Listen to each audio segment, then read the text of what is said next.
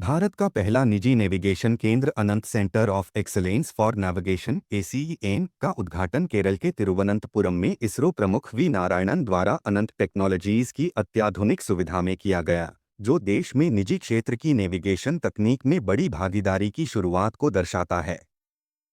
यह केंद्र स्वदेशी नेविगेशन, पोजिशनिंग और टाइमिंग (PNT) प्रणालियों के विकास के साथ साथ इनर्शियल व क्वांटम सेंसर AI आधारित मल्टीमॉडल नेविगेशन एल्गोरिदम, उच्च सटीकता वाले टाइमिंग मॉड्यूल तथा इंटीग्रेटेड नेविगेशन सॉल्यूशंस तैयार करेगा, जिनका उपयोग अंतरिक्ष मिशनों, रक्षा प्रणालियों, ड्रोन, स्वचालित वाहनों और सिविल एविएशन में किया जाएगा।